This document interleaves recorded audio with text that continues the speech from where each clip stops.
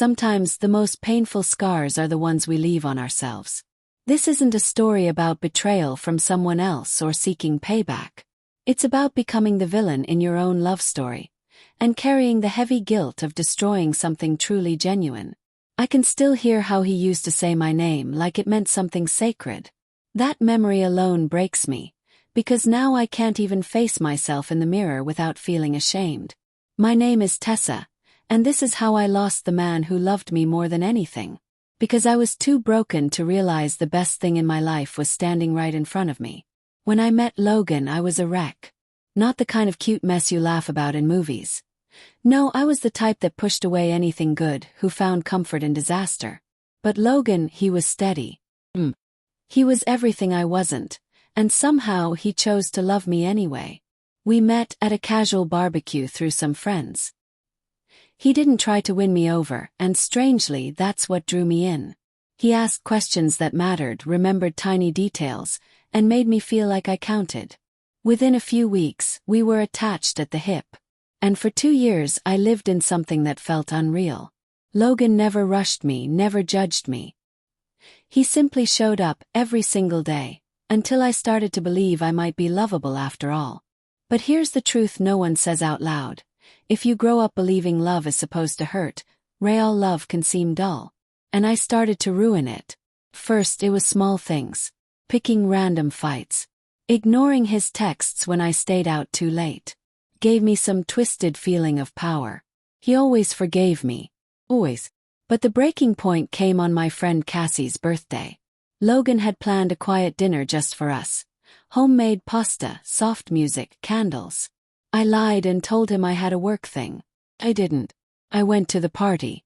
And that's where I met Alex. Alex had that dangerous charm, the kind of guy who knows exactly what to say, who makes you feel important even when you're just another game to him. He flirted back. I told myself it was innocent. It wasn't. Messages became drinks. Drinks turned into hotel rooms. And just like that, I was living a lie. Pretending everything was perfect with Logan while secretly meeting Alex at night. I knew it was wrong. Every time Logan made my coffee or kissed my forehead goodbye, guilt burned through me. But I didn't stop. It was like I wanted him to find out. Like I was begging him to stop loving me. But he didn't, until one night I came home far too late. Lipstick still smeared, Alex's cologne on my skin. Logan was on the couch, eyes empty. He didn't yell. Didn't cry. Just asked, "How long?" I didn't respond. Couldn't. I stood there in silence, drowning in shame. He nodded slowly, as if confirming something he already suspected. Then he said, barely a whisper, "I would have given you everything." Those were his last words to me. He moved out the very next morning. I didn't run after him. Maybe I thought he'd come back like he always did. But days turned into weeks, and the silence became unbearable. Alex vanished as soon as things got complicated. Said he didn't want drama. I wanted to scream, he was the drama. And I was left sitting in the ruins of the life I burned down. I tried reaching out once. I wrote Logan a letter with shaky hands, pouring my soul onto paper. I told him how lost I had felt. How I used destruction to protect myself. That I never stopped loving him. He never replied. But a month later I saw a post he made. Him hiking, smiling, with a golden retriever puppy beside him. The caption read, "Healing isn't a straight line, but I'm finally breathing again." That stung more than anything else, because he was healing and I wasn't part of it. It's been a year now. A full year of sleepless nights and questions with no answers. People say time heals, but they're wrong. Time just teaches you how to carry the pain. I still have the mug he used every morning. Still have the playlist he made saved on my phone, even though I can't bear to listen. Every little thing reminds me of what I lost. What I broke.